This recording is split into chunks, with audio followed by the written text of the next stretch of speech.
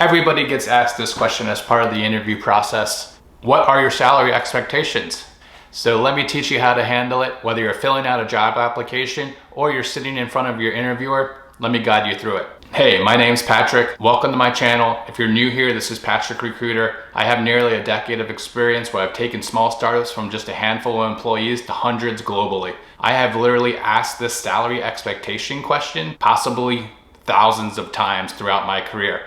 So I'd love to teach you how to handle this when you get faced with that question. Let's get into it. Why do companies even ask this question? What is the purpose of the question? To put it straightforward, recruiters ask this question because they want to make sure you're within their targeted range as far as the compensation band that they have approved for the role. It's as simple as that. So when a recruiter puts up a new role on a job board or on a company website, they have a compensation band that's already been approved, and they need to make sure that anybody that they're speaking with falls within that band. So that's why they ask it. The companies come up with these bands in a variety of ways. If you're a larger company, chances are the compensation bands are more structured. They have a low end, they have a high end. They probably want to land somewhere right in the middle because that gives the company some flexibility to offer future salary increases without actually having to level up and promote that new hire to the next level as far as title goes, which would cost the company more money. So that's the justification there. Larger companies have this all built out. Typically they work with third-party agencies to get salary information from across the country, then use that data to actually level out their current employees and then create the compensation band for future hires that they're looking to bring on that year. Now, if you're applying to a company and you're interviewing at a smaller startup, those compensation bands are a little bit more off the cuff. A lot of it has to do with how much expertise the recruiter has in that particular area, or they're looking at information online that you can find free at like salary.com and Glassdoor and kind of use that information to gauge how much they should be paying this new employee based off their experience, title, and location, or they're using just the information that candidates provide during the interview process to best settle like what should we pay this new hire. So that's how bands are formed. But at the end of the day, recruiters only launch a new role once a salary band is approved by their finance team or the founder of the company, whoever is responsible for overseeing finance.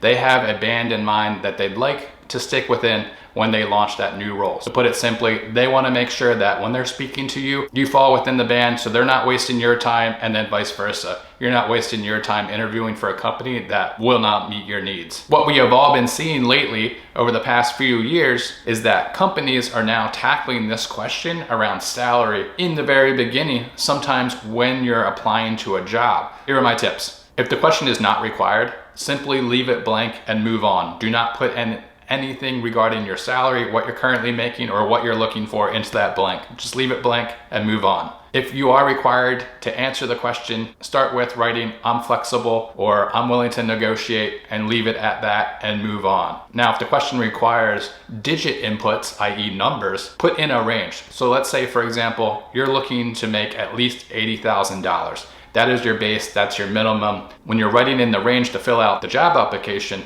make that the less side of your range. So the range would be 80 to 100K, for example. That's what you're targeting. So at least the company knows the minimum's 80, like they're not gonna get you for any less than that. And then potentially, let's say that falls within their range, you might have a lot of flexibility to move up and get more than what you're looking for if that range aligns with the company. And then finally, let's say you can't write in a range of 80,000 to 100,000. What you should do is put in a little bit more than what you're looking for. So using 80K as an example, you wouldn't write 80,000, you might write 90,000, for example, to give you some flexibility. So when you're filling out a job application, if it's not required, leave it blank. If it is required, write in something written like flexible. If it requires digits, write in a compensation range that you're looking for, 80,000 to 100,000, for example, with 80,000 being your minimum. If you can't put in a range, then enter in a little bit more than what you're looking for. If it's 80,000, write in 90,000. It's as simple as that. So that's how to handle it when you're actually faced with salary related questions as part of filling out a job application. Answering this question when you fill out a job application is one way. You have all the time in the world, you can think about your answer.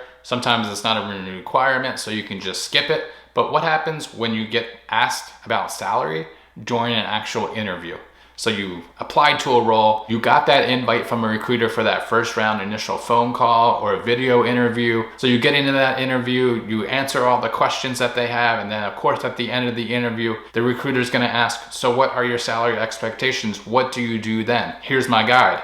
There are two different approaches here. One is for a candidate that is currently employed and is looking for a new role, but doesn't necessarily need this job. That is a candidate with a lot of leverage. They don't need the next role. They just applied to it because it was interesting and maybe it's a company they want to work for, but they don't necessarily need the position. They're currently employed. They have a different answer versus somebody that isn't currently employed and has a lot less leverage. So if you're employed and you're getting asked this question, what are your salary expectations? You have a lot of leverage. You can simply just disclose that information and tell them the range that you're looking for because you still have a job. You still have a salary that you're bringing in. So you could tell the recruiter, I'm looking to make between $90,000 and $100,000, for example. If you are only making $80,000 now, you're looking for an increase in pay, then you can simply just say, I'm looking to make $90,000 to $100,000 and see what the company says, because you do have that leverage and don't actually need that position right now. So if it's a great fit, then perfect, it works out for you. If not, you still have your job, so you're fine, no big deal. So if you have a job, and you're currently employed and you get asked this question from a recruiter, you have all the leverage in the world to ask for what you actually want to make you move off your current position. Now, on the other side of that is a candidate that is currently unemployed, somebody looking for work that has more flexibility, but still doesn't want to get lowballed and definitely needs a salary that meets their needs. Your answer here is definitely a lot different. Your answer here is the give no answer. You should not give any type of recruiter what you're currently looking for or the salary range. So when they do ask, what is your salary expectations? You have three different answers here. One is the simplest, and that is to turn the question on the recruiter and ask them, what is the budgeted salary for this particular position? And see what the recruiter says. Perhaps they'll just give you an answer. Like I said before, all recruiters posting new roles do have a budget in mind, so they know the budget. Hopefully they'll just share that information with you, and that budget might be more than what you're looking for anyway. That could be great, or it could be a budget target range that falls right within what you're looking for. Also great. A third option is the range is less than what you're looking for.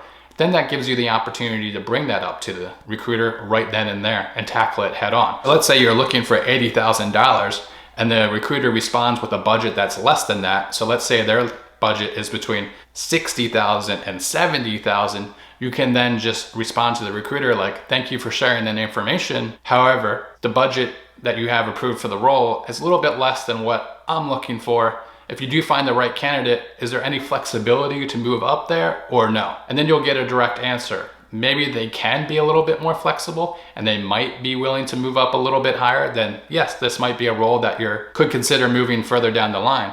Or that could just be a hard, no, our cap is $70,000. And then you can determine like, hey, this isn't gonna fit. I really need $80,000 to move forward. So that's the first way to handle the question, is to actually return and flip that question and simply ask, what is the budgeted salary for this position, and leave it at that. If the recruiter pushes back and doesn't give you an actual budget, that might say something like, we're flexible, we're really basing it off the candidates that we're speaking with, and we're still figuring out the range. What you can then say is, okay, thanks for sharing. However, like, I'm still learning a lot about the company, learning a lot about you guys, learning a lot about the role. I'm still very early on in the process here. I haven't actually even spoken to the hiring manager yet, so it'd be really difficult for me to give you an actual range that would fit this role based off my skill set. Are you sure you don't have anything in mind that you're looking to land within? If the recruiter still doesn't answer you then and tries to push back and say, no, they don't have a range in mind, they're really trying to be flexible and look for an awesome candidate for the role, and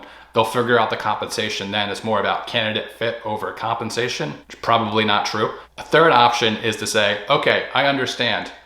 I'm currently interviewing at other companies for a similar position, and their salary range falls at between X and Y. Hopefully you are interviewing elsewhere, so you do have market data on that. But if you aren't, that is a good third option to say. And then also it's a good way to begin negotiations, because you can give your salary range a little bit higher than what you're looking for. So to go back to that $80,000 example, you might say, based off other companies that I'm interviewing with for the same type of position, they're offering between $90,000 to $100,000. Does that fall within your range? And see what the recruiter says. that gives you a little bit of wiggle room as well, because that gives the recruiter information around what's going on with other companies that are also hiring for the same type of role. So they get some intel there, sure, but it also allows you to get information on whether or not that actually fits within the range. Because the recruiter might say, yes, that sounds great. Then at least like you gave yourself a little bit of a bump up from that 80K, for example, that you're initially looking for as your minimum. So those are 3 ways to answer the question if you don't have a job and you have